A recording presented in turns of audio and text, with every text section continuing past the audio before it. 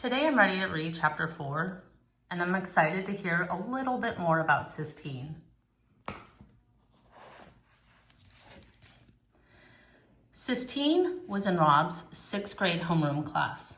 Mrs. Soames made her stand up and introduce herself. "My name," she said in a gravelly voice, "is Sistine Bailey." She stood in the front of the room in her pink dress, and all the kids stared at her with open mouths as if she had just stepped off a spaceship from another planet. Rob looked down at his desk. He knew not to stare at her. He started working on a drawing of the tiger. "What a lovely name," said Mrs. Soames. "Thank you," said Sistine. Patrice Wilkins, who sat in front of Rob, snorted and then giggled and then covered her mouth. "I'm from Philadelphia, Pennsylvania," Sistine said, "home of the Liberty Bell. And I hate the South because the people in it are ignorant.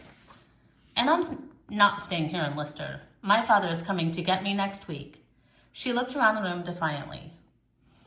"Well," said Mrs. Soames, "thank you very much for introducing yourself, Sistine Bailey. You may take your seat before you put your foot in your mouth any farther." The whole class laughed at that. Rob looked up just as Sistine sat down. She glared at him. Then she stuck her tongue out at him. Him! He shook his head and went back to his drawing. He sketched out the tiger, but what he wanted to do was whittle it in wood. His mother had shown him how to whittle, how to take a piece of wood and make it come alive. She taught him when she was sick. He sat on the edge of the bed and watched her tiny white hands closely. "Don't jiggle that bed," his father said. "Your mama's in a lot of pain." "He ain't hurting me, Robert," his mother said. "Don't get all tired out with that wood," his father said. "It's all right," his mother said. "I'm just teaching Rob some things I know." But she said she didn't have to teach him much. His mother said he already knew what to do. His hands knew. That's what she said. "Rob," said the teacher, "I need you to go to the principal's office."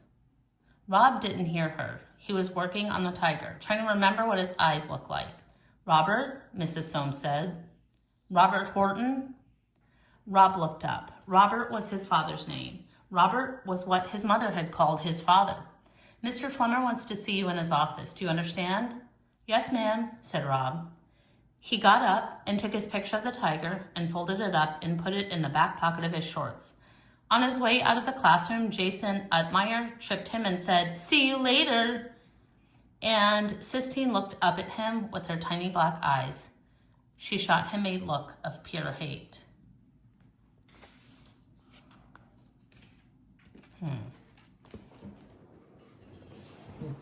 It seems like I've been reading this chapter on my own, but he's right there. He's always listening. I have a feeling he really loves this book. I hope you do too.